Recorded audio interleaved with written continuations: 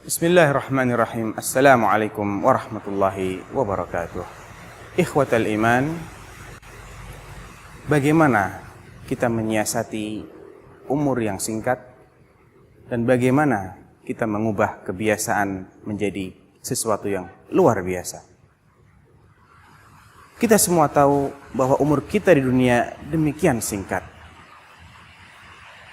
Saking singkatnya, kadang umur yang beratus-ratus tahun terasa hanya satu hari. Dalam surat Al-Kahfi, Allah bercerita tentang Ashabul Kahfi, para pemuda yang ditidurkan oleh Allah Subhanahu wa ta'ala dalam gua hingga 309 tahun lamanya. Allah berfirman, وَلَبِثُوا فِي كَهْفِهِمْ 300 sinina وَازْدَادُوا 9. Mereka tinggal dalam gua tadi, tidur dalam gua selama 309 tahun. Akan tetapi ketika Allah membangkitkan mereka, وَكَذَلِكَ بَعَثْنَاهُمْ لِيَتَسَاءَلُوا بَيْنَهُمْ. Demikianlah kami bangkitkan mereka, kami bangunkan mereka dari tidur yang beratus-ratus tahun tadi, agar mereka saling bertanya, kam labistum? Qala qailum minhum, kam labistum? Salah seorang yang bertanya kepada mereka, berapa lama kalian tinggal di gua ini?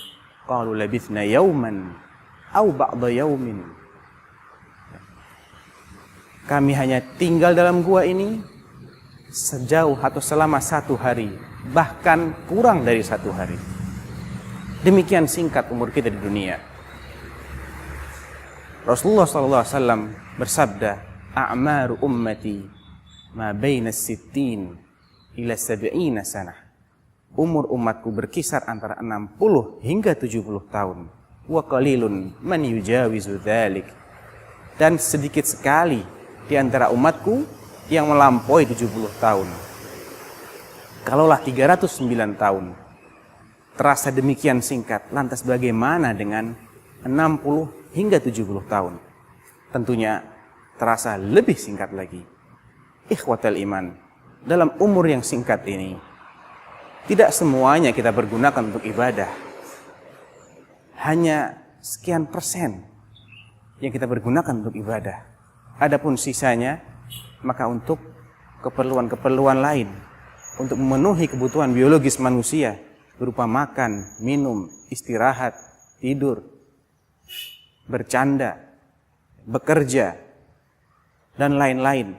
Sehingga dari 70 atau 60 tahun ini hanya tersisa sedikit saja yang layak kita persembahkan sebagai amal saleh.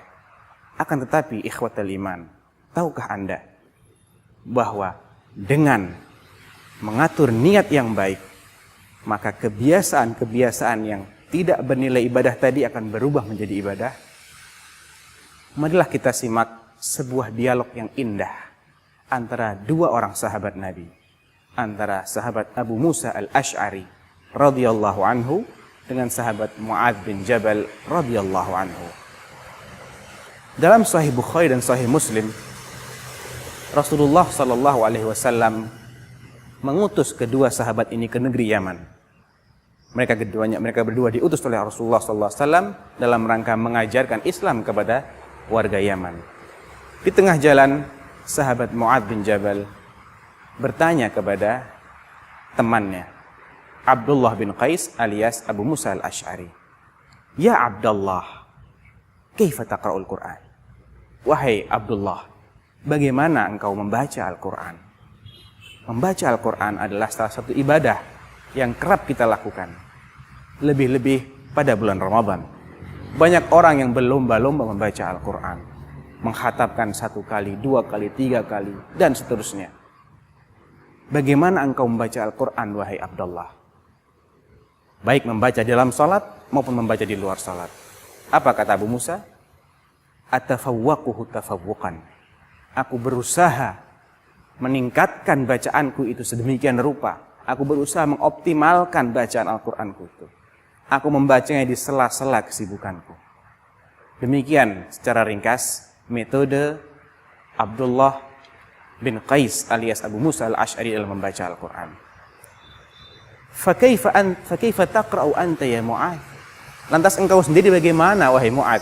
Bagaimana caramu membaca Al-Quran? Apa jawab Mu'ad? Simaklah baik-baik. Anamu awwalal lail. Aku sengaja tidur di awal malam. Tidur setelah sholat isya.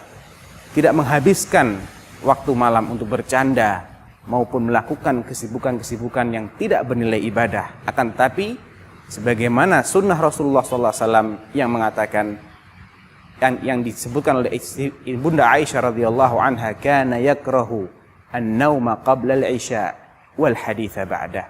Adalah Rasulullah SAW tidak suka tidur sebelum waktu isya dan tidak suka begadang atau mengobrol setelah waktu isya. Dengan demikian Mu'ad radhiyallahu anhu mengikuti sabda Rasulullah tersebut. Amma ana fa anamu awwalal lail hatta idza qadaitu juz'i minan naumi qumtu. Hingga apabila porsi tidurku telah terpenuhi, aku pun bangun. Fa aqra'u ma kataballahu li. Kemudian aku membaca Al-Qur'an, baik membaca secara langsung maupun dalam salat. Membaca sejauh yang Allah kehendaki, sejauh yang Allah tetapkan. Tidak membebani diri melebihi porsi yang dia sanggupi.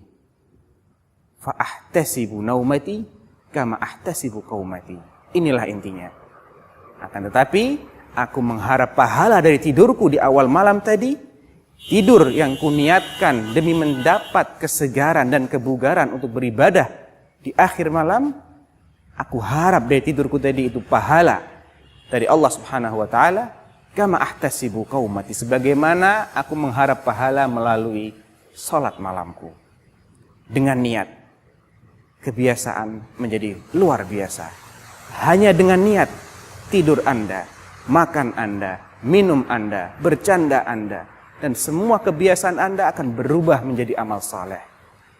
Itulah niat yang demikian hebat. Innamal a'malu binniyat. Sesungguhnya setiap amalan tergantung pada niatnya. Dan sesungguhnya seorang mukmin tidak akan mendapatkan kecuali apa yang dia niatkan. Wa innamal likulli imri'in ma nawa. Mudah-mudahan yang singkat ini bermanfaat untuk kita semua. Wa sallallahu ala nabiyyina Muhammad wa ala alihi wa sahbihi wa sallam. Wassalamualaikum warahmatullahi wabarakatuh.